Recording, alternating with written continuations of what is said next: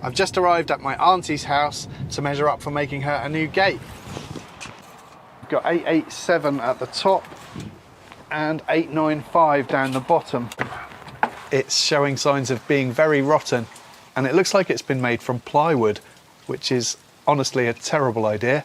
The post that's mounted to the wall on the left is really solid, and the one on the right is a little bit wobbly. There's also some rot on the top of this post, so we're going to need to replace both posts. And I think one of the problems that we've got here is that this roof is constantly dripping onto the top of this post, which is why it's rotten. I've built a lot of gates over the years, and being able to go back and see how those gates are holding up several years later has taught me a lot. So in this video I want to cover all of my tips for building a long-lasting gate. The first of which is using high-quality C24 grade pressure-treated timber. This is 3x2, although it measures slightly bigger than the usual 63x38mm.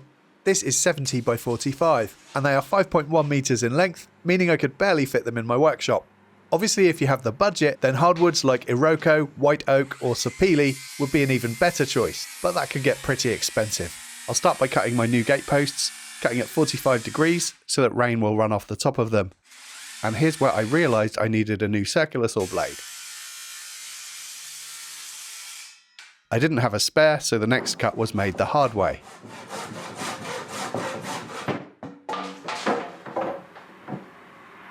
Because the opening was 895mm at its widest, and these posts will take up 90mm of that, that leaves me with 805mm, but I'll allow 7 or 8mm either side of the gate, meaning it needs to be 790mm wide. I can then start cutting my stiles and rails. And you'll see here just how dense and tight-grained this timber is. I want to make this gate as strong as possible, so mortise and tenon was the obvious choice, and I'm using a 12mm bit in the router to cut the mortises.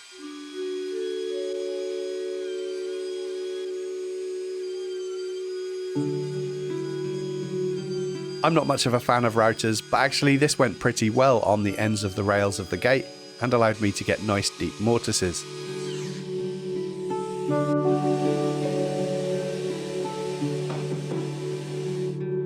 I'll be using loose tenons so I can cut corresponding mortises on the stiles too.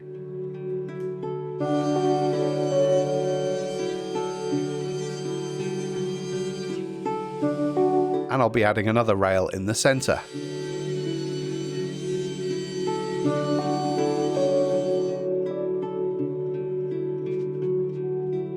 I pulled out some scraps of white oak and Meranti, both of which will be fine for outdoor use, so I'll use these to make my floating tenons, first cutting them to size at the table saw, and then rounding over the corners with my block plane.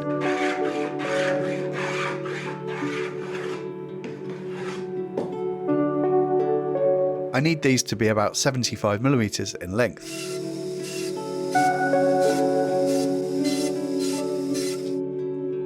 I'll do the glue up in 2 phases. Phase 1 is adding the tenons to the stiles, and I'm trying not to get too much glue squeeze out here to keep things nice and clean ready for phase 2.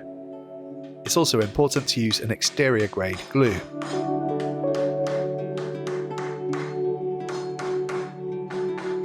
And then I leave those for half an hour or so to firm up. And phase 2 is assembling the frame.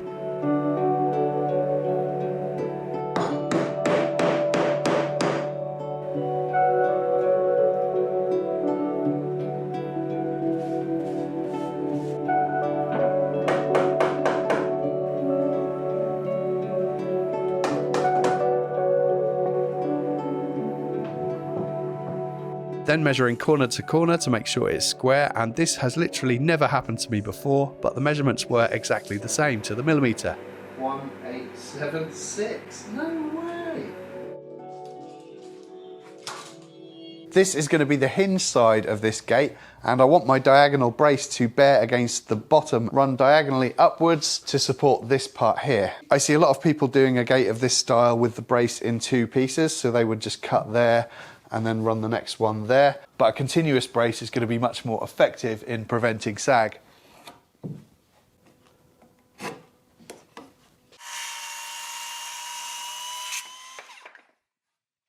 I think I'm actually going to bring this in slightly because I want to make sure I'll be able to drive a screw in. And that means I'll need to remark this one here. It's important that the brace is a nice snug fit. I've got this positioned right where I want it now, and I'm going to mark around the middle brace, and I'm also going to mark onto the brace itself. And what I want to do is cut a half lap joint. I'll set the circular saw to 22.5mm so it cuts halfway through.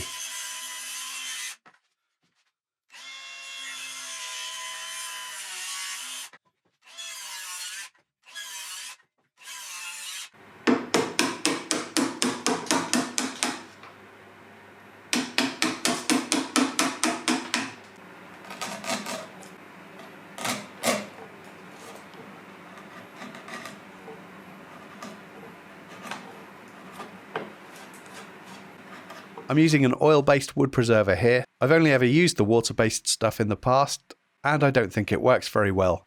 Hopefully this stuff is better. It's recommended to use this on any cut areas to help prevent rot and insect damage, but I'm going to apply it all over.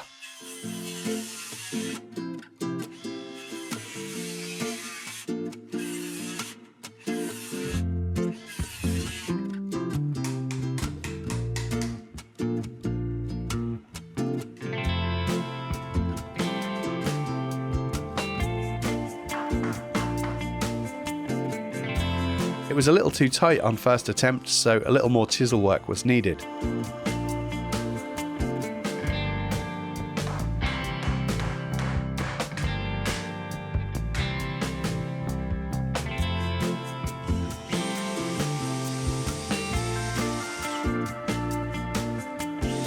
I have some stainless steel screws for the top and bottom of the brace, which are ideal for outdoor use, but they are pretty soft and I've had issues breaking them in the past, so I screwed them in some of the way, then decided to let them cool down before coming back to do a final tighten.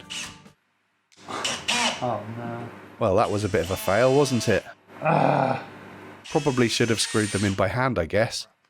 I decided just to drive in some decking screws next to them instead.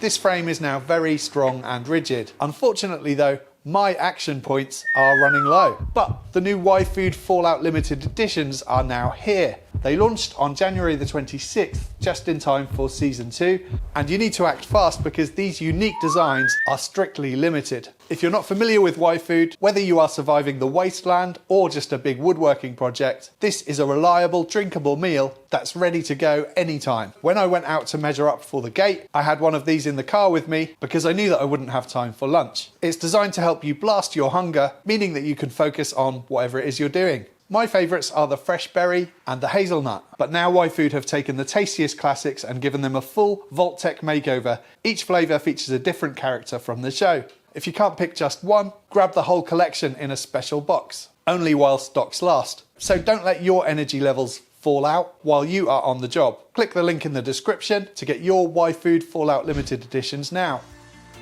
I went and got some lengths of 19mm shiplap for the cladding. It's expensive stuff at over £10 per 3.6 metre length, but I've used it before and I know it's really good quality.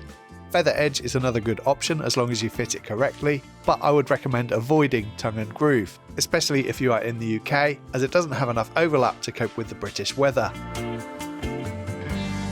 By cutting these in half, I'll have enough 1.8 metre lengths to do the whole gate. I used my moisture meter to check how wet it was. 25% moisture content is quite wet, but I've had it much wetter than this in the past. I get the boards offered up so that I can figure out where to make a rip cut to the first board so that I can get the boards centred to the centre of the gate. Now this wood is too wet to be adding a treatment so soon. Really you should wait for it to drop below 20%, but if I don't coat it now, then I'm not going to be able to coat the tongues and grooves of each board fully. The treatment went on nicely though and seemed to absorb well, so I think it'll be okay. I'll use this scrap of ply just to get the overhang consistent on each board and nail it in place with some 50mm framing nails. Because the wood is wet, it's going to shrink more than it's ever going to expand, but there should be enough overlap here to allow a millimetre gap, so that's what I decided to do. And using two fixings rather than one means the boards will not warp.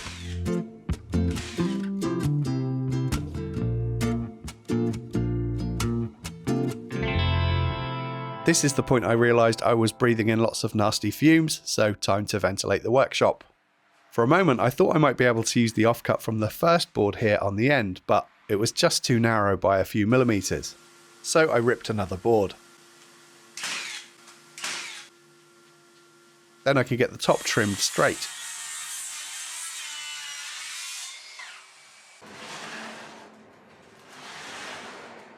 This solvent-based stuff can take a few hours to dry, and then I can get a few more coats on.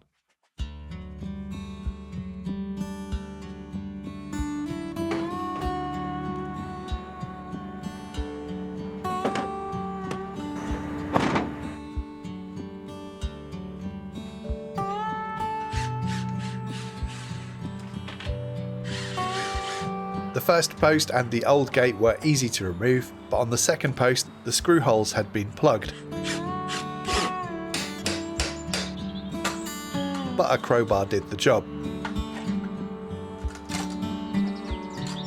I'm going to screw on some of these rubber feet to the bottom of the new posts. These will create a gap between the floor and the bottom of the posts to prevent them soaking up moisture and rotting. And then for the top of the posts, I had some of this flashing tape left over from a previous project. So I'm basically going to create a cap for the top of the posts, so the issue that I showed at the start of that video shouldn't be a problem in future.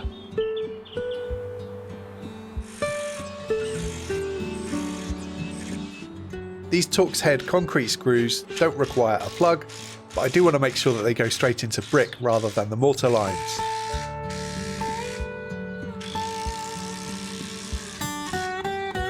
Now to get the gate offered up and check it for size. And it looks like it might need a little bit off the side, which fortunately I was prepared for. I'll use some 6mm packers on the hinge side. And these are 600mm cranked, hook and band hinges, fixed in place with some coach screws, which go right through the cladding and into the frame. I'm fitting the top hook upside down just to make sure that no one can lift it off its hinges.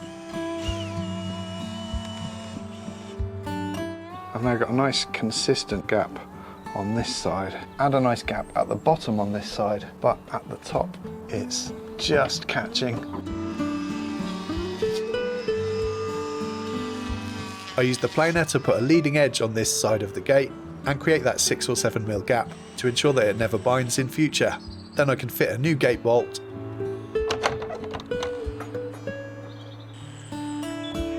and this Suffolk style latch.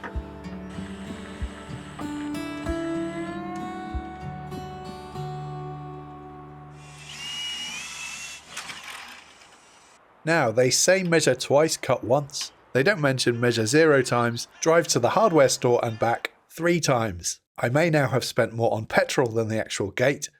But look, finally, a bolt that reaches the other side. Back at the workshop, I'd already prepared these stop beads, which will give the gate something to close onto and hide the gaps.